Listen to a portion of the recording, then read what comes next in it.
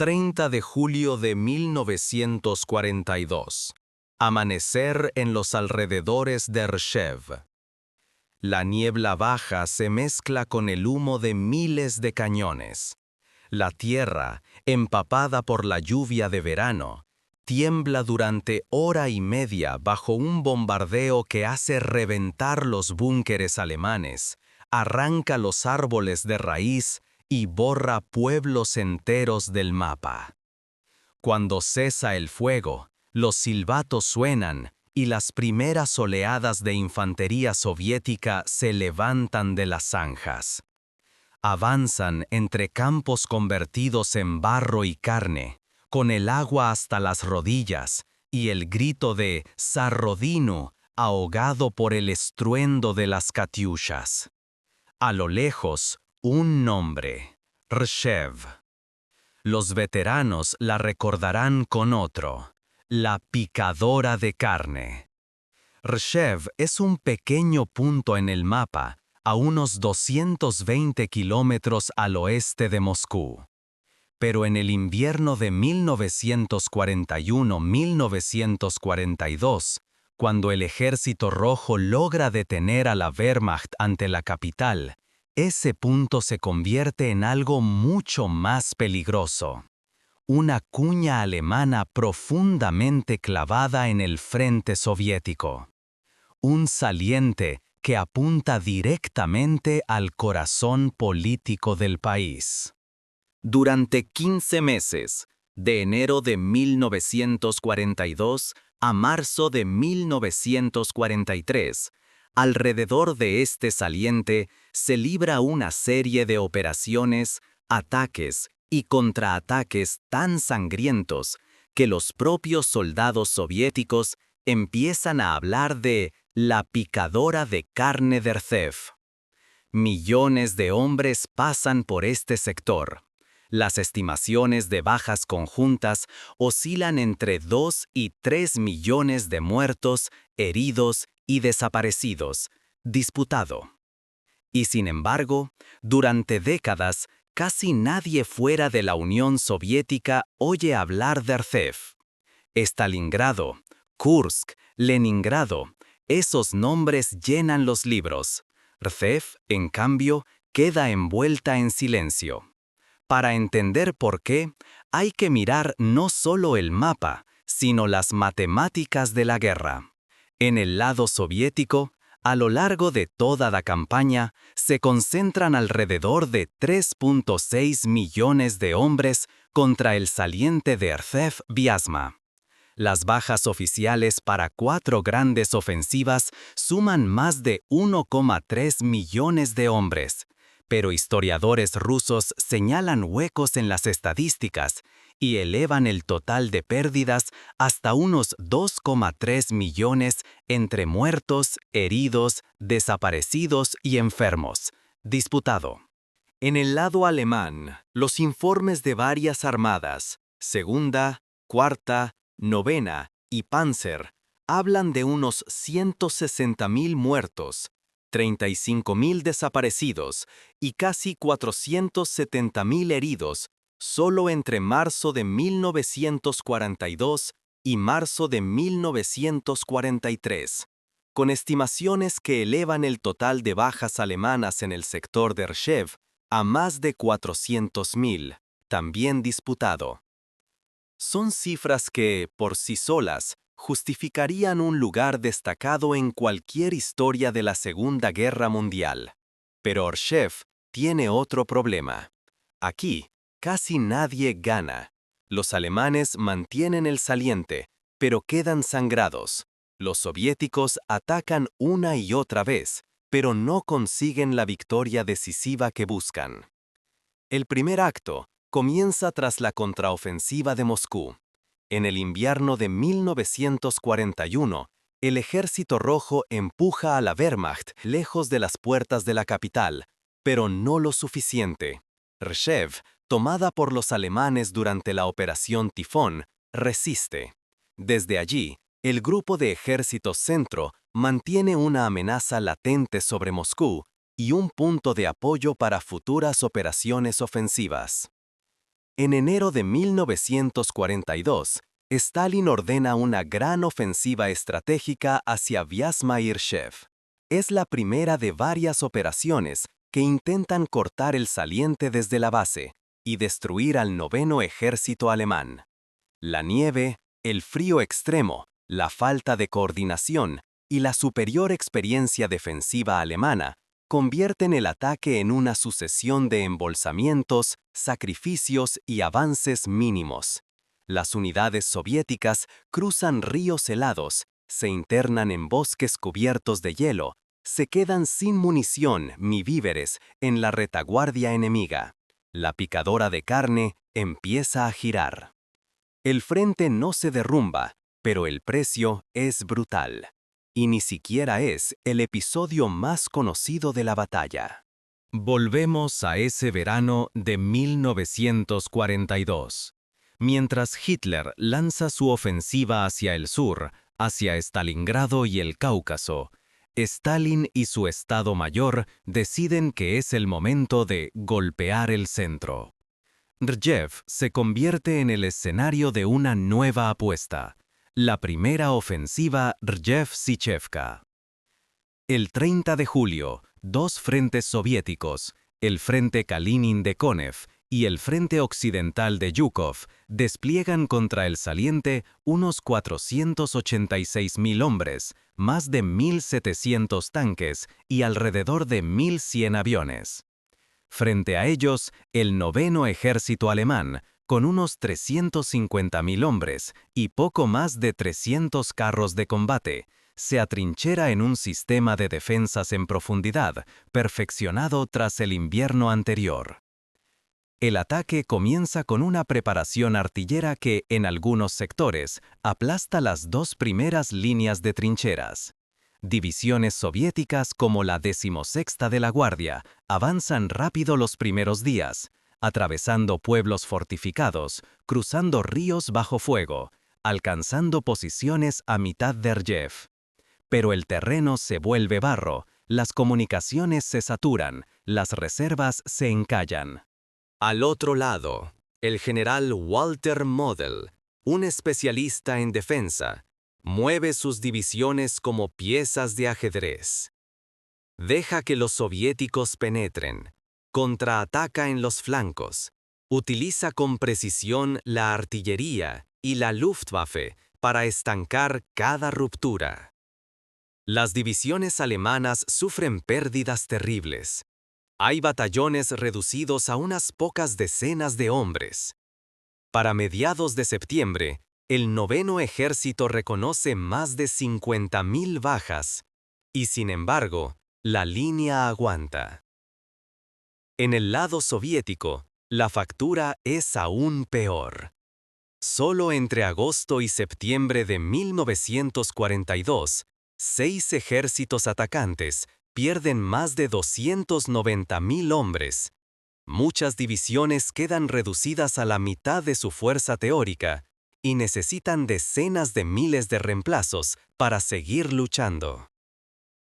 Kilómetro a kilómetro, la picadora de carne tritura brigadas, regimientos y batallones por un puñado de aldeas, colinas y curvas de río. El momento culminante llega en noviembre de 1942, en paralelo a la operación más famosa de toda la guerra en el este. Mientras el mundo hablara de Urano, el cerco de Stalingrado, en el sector de Rjev se pone en marcha un plan menos conocido, pero igual de ambicioso, la Operación Marte. Al mando de la ofensiva, de nuevo, Georgi Zhukov. Su objetivo, destruir el noveno ejército alemán, romper el frente en el centro y crear una catástrofe comparable a la que se prepara en el sur. En el papel, Marte es una operación masiva. Varios ejércitos, cientos de miles de hombres, cientos de tanques y cañones que deben atacar de forma coordinada desde distintos puntos del saliente.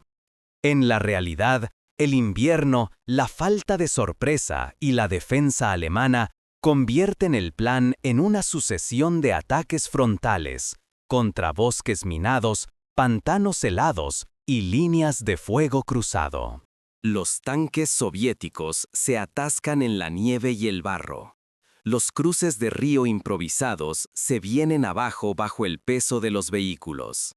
Las unidades pierden contacto entre sí y siguen atacando por inercia, aisladas.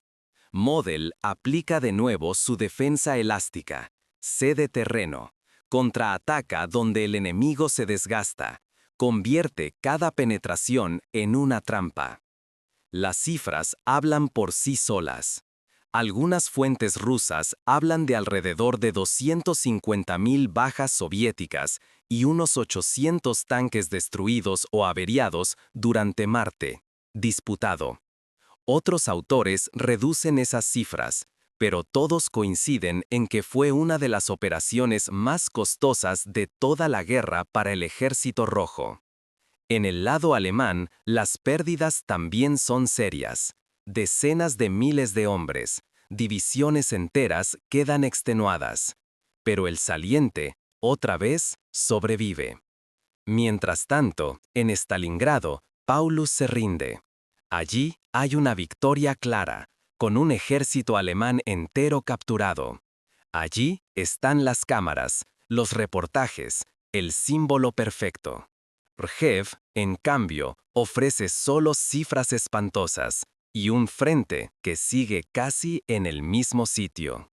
En marzo de 1943, la historia da un giro silencioso. Sin grandes titulares, sin una batalla decisiva, la Wehrmacht empieza a retirarse del saliente.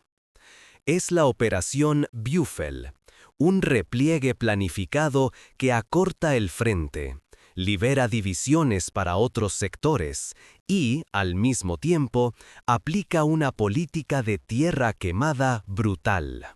Rjev, la ciudad por la que tantos han muerto, apenas existe ya. Antes de la guerra, tenía más de 56.000 habitantes.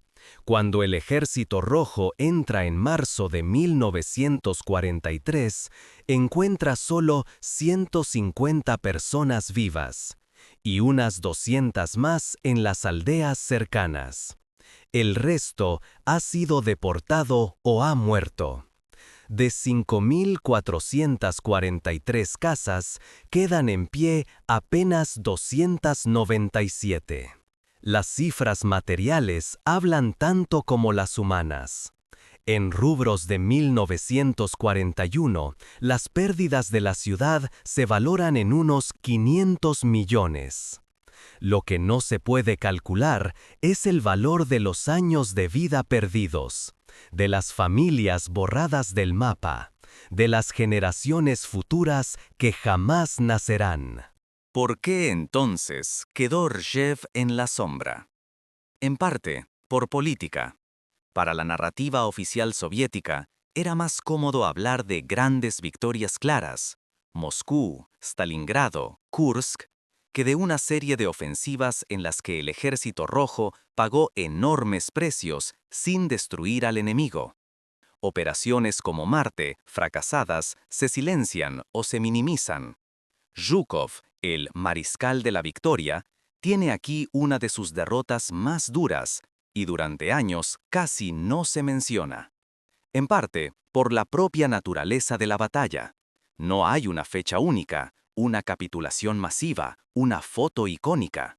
Rjev es un largo desgaste, un frente que respira, sangra, se contrae y se expande durante 15 meses. Es más fácil recordar una imagen dramática de Stalingrado que una secuencia interminable de bosques nevados, pueblos sin nombre y campos convertidos en lodo. Y, sin embargo, cuando miramos el conjunto de la guerra, Rjev explica muchas cosas. Explica por qué el Ejército Rojo llega a Kursk en 1943 con un bagaje terrible, pero con una experiencia de combate que no se aprende en los manuales. Explica por qué el Grupo de Ejército Centro, aunque sigue en pie, Ha perdido cientos de miles de hombres en un frente estático. Explica por qué, cuando llegue la gran ofensiva soviética de 1944, los alemanes ya no tendrán reservas equivalentes. Las estadísticas pueden marear, pero detrás de cada cifra hay una escena concreta. Un pelotón soviético intentando cruzar el Vasutsa en botes de madera bajo fuego de mortero. Un artillero alemán helado en una trinchera, calculando el número de proyectiles que le quedan, mientras escucha los motores de los T-34 al otro lado del bosque. Un pueblo que cambia de manos 3, 4, 5 veces en un mes, hasta que ya no queda nada que defender. La tierra alrededor de Rjev está todavía hoy llena de restos, casquillos, fragmentos de metralla, huesos. Cada primavera, cuando el deshielo ablanda el suelo, los equipos de búsqueda siguen encontrando soldados caídos que jamás fueron enterrados con nombre. La picadora de carne sigue devolviendo, lentamente, lo que se tragó en 1942 y 1943. Quizá por eso, entre los veteranos que sobrevivieron, la palabra Rjev produce un silencio especial. No es Stalingrado, con su gloria amarga. No es Kursk, con su relato de tanques chocando como gigantes metálicos. Es otra cosa. Un lugar donde durante 15 meses se sacrificó a cientos de miles de hombres para mantener la presión, para aprender a luchar, para desgastar al enemigo, sin promesas de victoria inmediata. Un lugar que demuestra que, en la Segunda Guerra Mundial, muchas veces la frontera entre estrategia y carnicería era dolorosamente fina. Hoy, cuando miramos el mapa, Rjev es de nuevo un punto pequeño entre bosques y ríos. Pero bajo esa tierra hay capas de historia hechas de barro, acero y sangre. La picadora de carne dejó de girar en 1943. El eco de sus engranajes, sin embargo, sigue recordándonos que, más allá de los grandes titulares, hubo batallas cuya huella se mide no en banderas capturadas, sino en vidas trituradas hasta el anonimato.